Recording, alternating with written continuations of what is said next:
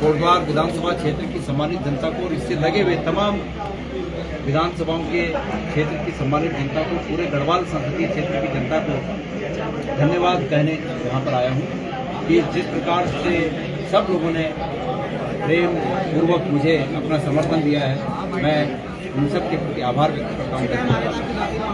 जहाँ तक आपने कहा कि संभावनाएं क्या हैं, प्रत्येक व्यक्ति जो चुनाव लड़ता है वो बेहतर संभावनाएं देखता है। अब जबकि वोट मशीनों में सुरक्षित हैं, ऐसी स्थिति में मैं ये कहता हूँ कि लोगों ने जिसको भी अपना आशीर्वाद दिया होगा चुनाव जीतेगा। लेकिन इस प्रकार से जो लोगों ने मुझे सहयोग दिया, मैं उस सहयोग के लिए आज धन्यवाद करता हूँ। चुनाव लोगों के आशीर्वाद से चुनाव जीतूंगा तो दोबारा धन्यवाद कहने फिर आऊँगा, लेकिन अभी फिलहाल इस रूप में आया हूँ कि जो सहयोग मुझे लोगों ने दिया उसके लिए मैं लोगों को धन्यवाद करता हूँ। बीजेपी सरकार में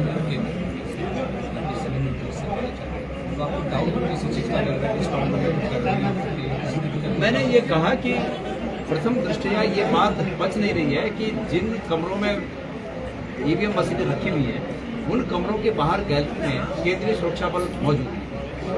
मेरा ये मानना है कि जिस बिल्डिंग में वो मशीनें रखी है उस बिल्डिंग को पूरी तरह से सील किया जाना चाहिए और सुरक्षा बलों को बाहर से निगरानी करनी। और अगर उन सुरक्षा बलों का उन कमरों के बाहर लॉबी में सुरक्षा करना अनिवार्य है तो हमारे एक एक एजेंट को भी वहाँ पर उपस्थिति का अधिकार देना चाहिए ताकि हम ये देख सकें कि कोई कमरों को खोल। चुनाव आयोग का ये कहना है कि हमने सीसीटीवी की व्यवस्था कर रखी है, लेकिन आप समझते हैं कि पौड़ी में जिस दिन हमारा नॉमिनेशन था ठीक भाषण करने के टाइम लाइट चली जाती है। तो अगर ऐसी रात को लाइट चली गई तो कोई उठाता है कि रात को किसी को जनरेटर चालू पड़ी। ये स्वाभाविक दिक्कत है, ये व्यवहारिक दिक्कत है। तो फिर सीसीटीवी कहाँ काम करें। और उतने में कोई खेल हो गया तो आपको चंडीगढ़ का उदाहरण दे रहा हूँ।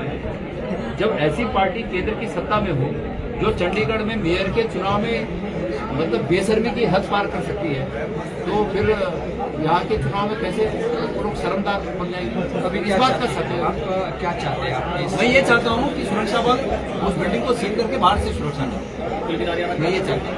और अगर अंदर से ही करनी है, बिल्डिंग के अंदर ही सुरक्षा बल रहना है, तो हमारे एजेंटों को भी उसमें शामिल किया जाए ताकि हमें कोई शक हो कि हम ये मानेंगे कि हमारे एजेंट थे यहाँ।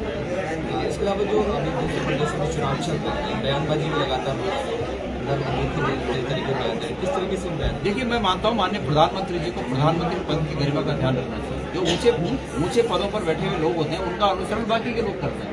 अगर हम आज जिन बातों को हम नहीं कहना चाहते थे उन बातों को कहना पड़ रहा है। हम अपने शब्दों में मंगलसूत्र पर खतरे की बात को नहीं करना चाहते हैं, लेकिन प्रधानमंत्री जी ने मजबूर कर दिया कि हम इस बात को कहें। तो प्रधानमंत्री जी को इस पद की गरिमा का ध्यान रखना चाहिए, उन्हें ऐसी बातें नहीं करनी चाहिए। हम उनका आदर इसलिए करते हैं कि भारत के प्रधानमंत्री। लेकिन एक ऐसा व्यक्ति जो ये कहता है कि भाई मुझे सत्ता का मोह नहीं है, हम तो फकीर हैं, झोला उठा के चल देंगे, आज सत्ता के लालच के लिए वो इस कदर आ गए हैं कि सोने को 28-30 हज़ार से 76,000 तक ले गए, तब भी बोलते हैं कि मंगलसूत्र पर कांग्रेस के द्वारा खतरा होगा। ऐसी बातें ये फजूल की बात है। उन्हें 10 साल का हिसाब देना चाहिए, उन्होंने युवाओं के लिए क्या किया। उन्हें 10 साल का हिसाब देना चाहिए कि इस देश को अंतर्राष्ट्रीय स्तर पर किस प्रकार से उन्होंने क्या ख्याति दिलाई, वो करना चाहिए। उन्हें इस बात का जवाब देना चाहिए जो अभियोग उन पर लगते हैं कि सलमान घाटी में चीन ने जो अतिक्रमण किया उस पर उनके क्या विचार है। उन्हें इस बात के जो घेरे जाते हैं कि मणिपुर में जिन महिलाओं के साथ अत्याचार हुआ उनके हित में उन्होंने क्या निर्णय दिया, हरियाणा में बेटियों के साथ जो कुछ हुआ उस पर क्या निर्णय दिया। यहाँ के चुनाव में मैं पूछ ही चुका हूँ कि क्या अंकिता भंडारी के बारे में उनको जानकारी नहीं है।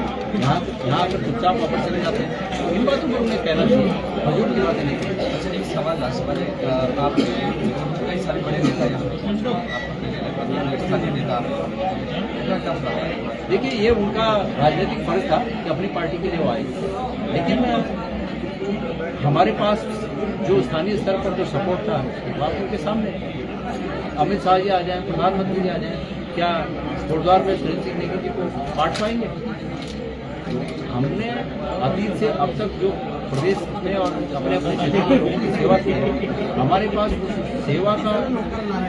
सेवा के एवज में जो लोगों का आशीर्वाद हमें उसकी बात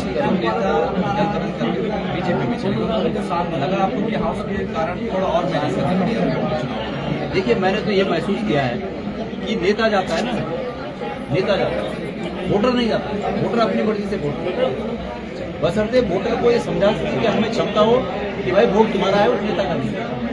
तो हमने, मुझे ऐसा लगता है कि हम सब इसको समझाने में सफल रहे कि वोट आपके हैं, नेता चले गए, लेकिन आपके अपने वोट है, आप अपनी मर्जी से अपने हित में वोट करिएगा। हम इस बात को समझाने में सफल रहे, ऐसा मुझे बीजेपी में शामिल हो रही है, ऐसे गाँव चलाते हुए क्या लग रहा है आने वाले भविष्य में? ये तो उन्हीं से पूछा जाना चाहिए। हमने तो निश्चल, बिना छल के हमेशा जहां सहयोग हो सकता सहयोग किया, और इस चुनाव में भी मैंने ये महसूस किया, मैंने निवेदन किया कि भाई साहब आप आइए, और उनकी कुछ मजबूरी होगी जिसके चलते वो नहीं आए। लेकिन मैं ये कहता हूँ कि छोटी मोटी बातों से डरना नहीं चाहिए। मैं तो कभी नहीं डरा, और किसी को भी जो ये समझते हैं कि हमें नेतृत्व करना है इस प्रदेश में, उन्हें डरना नहीं चाहिए। हम भी यहीं पैदा हुए हैं, और ऐसी कोई ताकत नहीं दिल्ली की कि जो हमें यहाँ डरा सके। उनको भी इस बात को लव आईडी लिया हाँ जरा